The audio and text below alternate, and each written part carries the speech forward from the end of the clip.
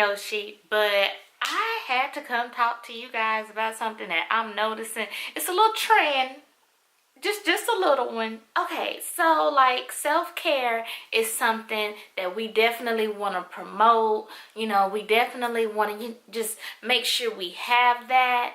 But some of y'all are taking self-care, the definition of it, a little too far, okay?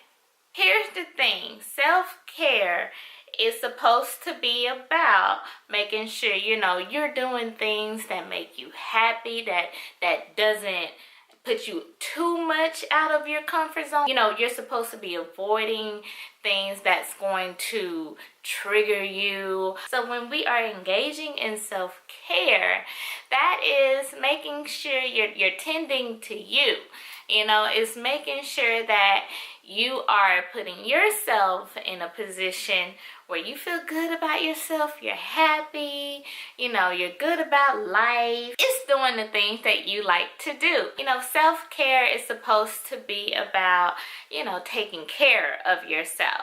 So treating yourself every now and then, whether that is getting your nails done, going to go see your favorite auntie, getting your hair done on occasions, doing, you know, bath nights, spa days, it's whatever. It doesn't have to be an activity, but, you know, self-care is definitely taking care of you, and it is putting yourself first in many occasions. Now, the trend that I am seeing in 2018, the lines between self-care and selfish is kind of blurring a little bit, and it's making me a little uncomfortable. So the thing with self-care is, yes, it is supposed to be a time where you are allowed to be selfish. Not in the means of where you just stop being a good human being. Okay? That doesn't mean that you just completely forget about other people so that you can have self-care. You still want to remember to, you know, be a good person to other people while still, you know, having your boundaries up. You don't have to completely abandon people and, you know, not take care of them in order to take care of yourself. You gotta have a good little balance going on where you can still be of service.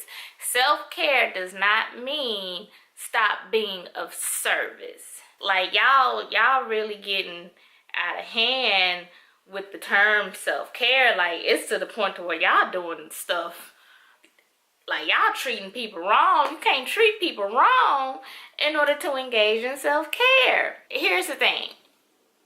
If it's gonna hurt somebody, ask yourself, is this really self-care?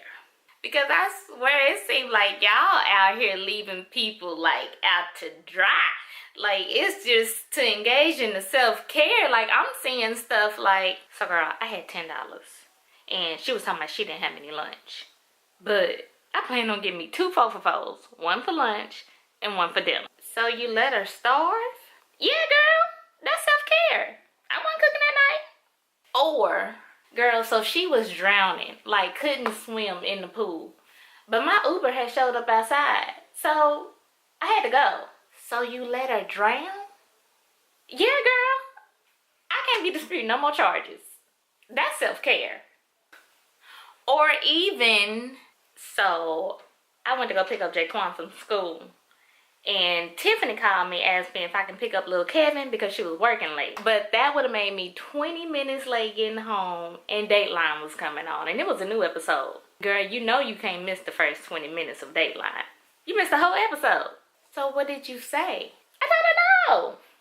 Girl, I couldn't miss Dateline. I planned on watching TV that night and relaxing. That's self-care. So you left the baby at school? Here's the thing. When you are engaging in self-care, you want to make sure you are not compromising your boundaries. But sometimes to be of service to other people, you do have to come out of your comfort zone just a tad. If it's not going to completely hurt you, it is okay to be observant. All I'm saying is, let's not forget to just be good, decent human beings while we are engaging in self-care. Be there for your friends. Be there for your family in time of need. It's going to be given back to you. To whom much is given, much is required.